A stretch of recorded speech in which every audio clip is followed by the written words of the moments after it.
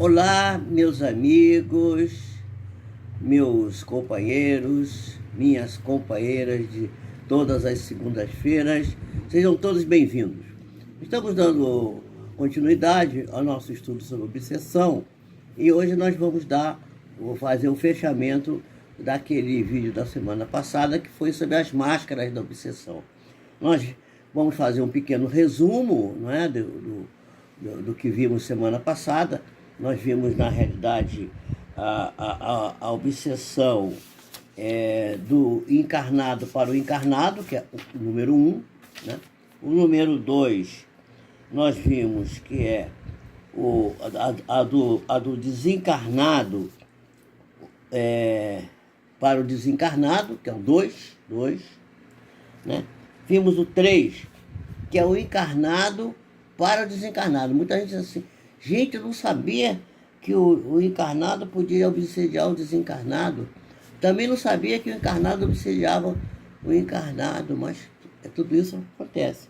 A pessoa encarnada obsedia o desencarnado porque fica agarrada nele e chama ele toda hora. Ele, coitado, está assim meio zonzo lá no plano espiritual, desencarnou, não sabe nem o que está acontecendo direito e fica sendo chamado pela pessoa. Ah, não posso viver sem ele, eu não posso viver sem ela. Ah, meu Deus, que falta que me faz. E começa a reclamar e isso vai atrair o espírito. Então, isso é o 2. O 3, que é o desencarnado, aliás, o 3, que é nós temos o desencarnado para o desencarnado, que é o 2, e temos o encarnado para desencarnado, que é esse que é o 3, né? Esse é o 3. Tá? Então, agora temos o mais comum, que nós vamos começar hoje, que é o desencarnado para o encarnado. Ora, a gente sabe que a ação maléfica de um espírito sobre o encarnado, ela pode acontecer. É um processo obsessivo entre seres invisíveis e os que estão encarnados aqui na Terra. É evidente que o desencarnado conta com a vantagem que ele não pode ser visto, né? Ele pode ser pressentido até, mas ele pode influenciar assim na sombra e a pessoa não perceber. Então, ele vai dominar a mente daquela pessoa que está encarnada e que não pode se defender muito bem porque está limitada pela encarnação, pelo corpo físico, né? Evidentemente que isso pode ser muito mais fácil, o desencarnado obsediar o encarnado. E é o quadro mais comum que a gente encontra, é aquilo que a gente mais conhece, que as pessoas acham que só pode existir esse. Né? Então,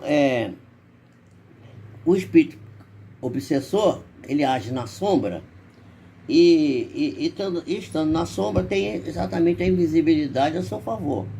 Né? E o fato de não ser visível, nem sempre percebido ou pressentido pela sua vítima. A vítima está incauta, está distraída, está imprevidente, está achando que está com pensamentos pouco enobrecidos, né? Não tem vigilância, se deixa envolver pela fofoca, pela falar mal da vida dos outros, enfim, essas coisas todas que a pessoa não sabe, desconhece que isso possa ser uma coisa, uma propriedade que a pessoa tem de poder servir de atração para o desencarnado. Porque a comida estragada, meus irmãos, atrai as moscas. E geralmente é mosca varejeira, aquela da pior qualidade, né? Pelo menos para nós. Bom, então, essa pessoa que está incauta, né, ela não percebe o que está acontecendo, né? E aí deixa-se induzir, sugestionar, dominar pelo perseguidor, que encontra no passado da pessoa, não precisa ser no passado muito antigo não, pode ser no passado recente, encontra lá fatores predisponentes, né? Remorsos, culpas, né? A pessoa praticou alguma coisa errada contra alguém, ou contra si mesma, ou contra Deus, e aquilo está lá no inconsciente dela, perturbando, aquilo serve de tomada para o obsessor se aproximar, principalmente se ele for um ser que quer se vingar da pessoa, um ser maléfico. Mas pode também ser um espírito que não tem nenhuma maldade, é apenas um desencarnado que está meio perdido. A pessoa começa a pensar nele, começa a atraí-lo pelo pensamento, e ele começa então a produzir a obsessão na pessoa, né? Ele não está consciente daquilo que está fazendo. Isso também é muito comum, né? Então, a influência negativa da pessoa que desconhece a sua situação pode, sem saber, aproximar-se da pessoa com a qual se afiniza, e assim vai prejudicar a pessoa com as suas vibrações. Outros fazem isso intencionalmente, fazem isso de maldade mesmo, né? A maioria com o intuito de perseguir, de vingar, né? E como veremos mais adiante em outros estudos que vamos realizar. Então esse é o primeiro dessa segunda série, né? Que na realidade já é o quarto. Agora nós vamos ver a obsessão recíproca, que é o quinto. A obsessão recíproca é uma situação que pode ser assumida qualquer das expressões até agora mencionadas. Todas as que foram mencionadas até agora, na recíproca, pode aparecer. A característica da obsessão recíproca é que ela é de ambas as partes. Um obsedia o outro e o outro obsedia o um, né? Na vida real é fácil a gente encontrar casos que confirmem essa situação. Assim, por exemplo, almas que estão afins, voltadas para o bem, cultivam a convivência amiga e fraterna, na qual busca enriquecer espiritualmente, de forma que possa nutri-las e confortá-las. Mas isso é um amor saudável, que não cobra nada, que só dá, não recebe. A recepção pode ocorrer, mas não é uma cobrança, é saudável, né? Agora, nesse outro caso, é doentio, porque há uma cobrança de parte a parte, há uma necessidade de parte a parte. E às vezes, conscientemente, a pessoa diz, eu não quero isso, mas inconsciente está bem gostando daquela situação, né? Essa aqui é a questão que a gente precisa saber, e a gente percebe que ambos os seres, encarnados, desencarnados, eles se locupletam ambos da mesma energia, recebe e dando. Uma figura boa para isso é a erva daninha, que ataca, por exemplo, uma árvore. Ela nutre a árvore de certa forma e tira da árvore também as suas energias. E a árvore, de certa forma, também aproveita dela. É uma simbiose. Se a gente retirar a erva daninha, às vezes mata a árvore morre. E uma coisa, nessas obsessões recíprocas, é preciso que os seres sejam muito bem preparados para modificarem seu jeito de ser, os dois, para que possam se separar de maneira saudável. Isso é uma questão muito séria e de difícil consecução, não é uma coisa muito fácil não. Então, tudo isso, gente, é uma questão de escolha. Tudo na vida é questão de escolha. A gente está sempre escolhendo as coisas. Não adianta a gente querer culpar o outro, que foi o outro que fez, que foi o outro que... Não existe isso. Tudo é escolhido por nós mesmos. André Luiz, num livro chamado Mecanismos da Mediunidade, Domínio da Mediunidade, ele vai contar um caso de um espírito chamado Libório, que obsediava a própria mulher, porque ele sentia uma grande paixão. E ele vampirizava o corpo físico dela. Mas aí, eles vão estudar o caso e verificam que a esposa, a encarnada, também vampirizava a ele e explorava ele também. Embora ela dizendo que não queria mais aquilo, que ela tinha se livrado daquilo. Mas no fundo, inconscientemente, ela sentia prazer na presença daquele irmão, né? Então achavam-se ambos sintonizados na mesma onda mental. É um caso de perseguição recíproca, meus irmãos. Por isso que se chama obsessão recíproca. Enquanto elas não se modificarem nelas as suas predisposições espirituais, o processo vai continuar, né? Eles jazem no regime de escravidão mútua em que obsessores e obsidiados se nutrem das emanações perversas uns dos outros. Muito bem, essas características de reciprocidade transformam-se em verdadeira simbiose, né? Como eu falei, eu mudei a ideia da árvore parasita. Quando os dois seres passam a viver num regime de comunhão de pensamentos e vibrações. Isso ocorre até mesmo entre encarnados, que se unem através de um amor desequilibrado. Porque o amor desequilibrado não é bem amor, é um desamor, né? É um pseudo-amor. E que é um amor doente, e, portanto, não é saudável, não faz bem. E mantém um relacionamento adoecido e enervante. Isso é muito comum acontecer. São aquelas paixões avassaladoras, né, que tornam os seres completamente cegos a quaisquer outros acontecimentos e interesses da vida, fechando-se ambos num egoísmo a dois altamente perturbador, altamente ruim, altamente deletério. Esses relacionamentos, via de regra, terminam em tragédias quando um dos parceiros resolve modificar o seu comportamento em relação ao outro. Muitos crimes passionais ocorrem quando um dos parceiros resolve se afastar voluntariamente sem a aquiescência do outro. Isso pode gerar situação muito grave. Há, inclusive, casos na história, casos de pessoas famosas, e um dia depois a gente conta isso, né? Por exemplo, o caso, por exemplo, do grande escultor Rodin, né? Que tinha uma amante, uma mulher que era outra escultora também famosa, que ele tentou se libertar dela e ela acabou ficando muito doente.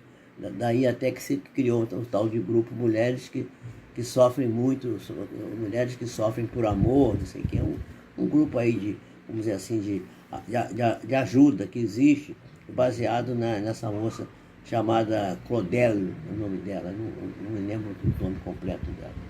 Mas isso existe, é uma coisa muito séria. São paixões avassaladoras que tornam os seres totalmente escravos uns dos outros, né? Não tem outros interesses, e aí a questão fica muito séria. Não raramente encontramos em nossas reuniões reuniões de desobsessão, que acontece a Sueli Caldas Júnior, casos de obsessão em que a pessoa encarnada chega lá e diz que quer se libertar da obsessão.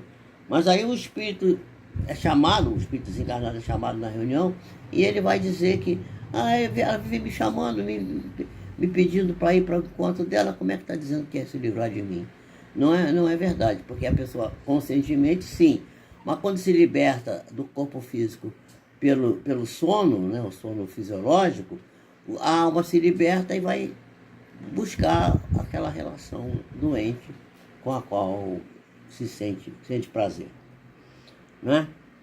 Então, é preciso para que não se pode, às vezes, separar, né? Porque as pessoas precisam um do outro. É uma coisa triste, terrível. Alguns chegam mesmo a proclamar que entre ambos existe paixão, razão pela qual tem que permanecer juntos. Isso se arrasta por séculos, às vezes. Bom, se um encarnado diz que pretende se libertar, isso deve-se ao fato de que, fisicamente, ele está sofrendo com essa situação. Mas no íntimo, todavia, tem prazer de situar-se como vítima. E durante o sono, como eu falei, se libertando no sono, vai ao encontro do outro. Tá? Então, essa é a obsessão recíproca. Agora nós vamos fechar com o sexto item, que é a auto-obsessão, que eu acho assim, muito importante, importantíssima essa. Né? O ser humano, né, o homem, não raramente é obsessor de si mesmo. Quem diz isso é Allan Kardec, no livro Obras Póstumas, na primeira parte, quando ele fala da manifestação dos espíritos, no item 58 da 17ª edição da Federação Espírita Brasileira. Allan Kardec diz que o próprio homem é obsessor de si próprio. Gente, como é que pode acontecer isso, não é? Ora, tal coisa, porém, bem poucos se admitem. As pessoas preferem dizer que esse é o espírito obsessor que me persegue, é isso, é aquilo, é o olho grande. Alguns falam até que é o demônio que está me perseguindo. Isso não... passar a bola para diante, até para coisas que são imaginárias e que não funcionam. E a pessoa, ela própria é a causadora do seu próprio problema. A pessoa foge de assumir uma maior responsabilidade sobre si própria. Kardec vai mais longe e explica que alguns estados doentios e certas aberrações que se lançam à conta de uma causa oculta derivam-se só do espírito do próprio indivíduo. Ele próprio é que faz isso. Nesse próprio livro, Obras Póstumas, Kardec fala isso. Tais pessoas estão ao nosso redor. Nós estamos toda hora convivendo com elas. São doentes da alma, percorrem consultórios médicos em busca de um diagnóstico impossível para a medicina terrena. São obsessores de si próprios, vivendo um passado do qual não conseguem fugir. No porão das suas recordações estão vivos os fantasmas das suas vítimas, ou se reencontram com aqueles a quem se acompliciaram e que quase sempre os requisitam para a manutenção daquela relação doentia, degradante de outros tempos. Esses auto-obsediados graves, e que apresentam também, são muitas das vezes subjugados, lamentavelmente, por outros espíritos, são os inimigos, ou as vítimas, ou são os comparsas que vão lhe bater a porta, né, da alma. Mas existem também aqueles que carregam uma auto-obsessão sutil, né? É muito mais difícil de ser percebida, de ser detectada. É, no entanto, uma moléstia que está graçando largamente no mundo. Muita gente com esse problema, né? Um médico que o senhor está contando aqui que o médico já tinha dito para ela que era incalculável o número de pessoas que compareciam no consultório com doenças imaginárias. Eu próprio tenho vivido essa experiência. Pessoas, às vezes, sentem coisas que não são reais, puramente por uma questão de orgulho, vaidade, egoísmo, etc. Ciúme, essas coisas todas. Então, eles apresentam vários males para os quais não existe medicamento, não existe uma pílula que possa ser eficaz para isso. E que são tipicamente portadores de auto-obsessão. São cultivadores das moléstias fantasmas, vivem voltados para si mesmos, preocupados em excesso com a própria saúde, ou com o descuido, ou se descuidando dessa saúde, descobrindo sintomas, dramatizando as ocorrências, que são as mais bobas e corriqueiras do dia a dia, sofrendo por antecipação situações que jamais chegarão a ocorrer ou a se realizar, e flagelando-se com o ciúme, com a inveja, como eu falei, com o egoísmo, com o orgulho, com o despotismo, né? Com atitudes despóticas, terríveis, transformando-se em doentes imaginários, vítimas de si próprios e atormentados por si mesmos. E com isso também atormentando os outros, né? Este estado mental abre campo para que os desencarnados menos felizes possam se aproveitar dessas situações, se aproximarem, instalando-se assim, aí sim, um desequilíbrio por obsessão, desencarnado para encarnado. Quer dizer, isso aqui é um pulo. Nós já estamos aqui praticamente antecipando o tema que nós vamos trabalhar na próxima semana, que vai ser quais são os motivos pelos quais a gente desenvolve a obsessão. Vamos estudar esses motivos para que a gente se forre, para que a gente se tenha condições de superar isso, de aprender a modificar a nossa conduta. Eu espero que vocês assistam esse vídeo, deem like, né? Compartilhem, se inscrevam no canal, para que o YouTube perceba que esse nosso tema é relevante e ele possa ser estendido a outras pessoas. Fiquem com Deus, Deus abençoe a todos e até a próximo encontro nosso, que será na próxima segunda-feira. Deus abençoe vocês.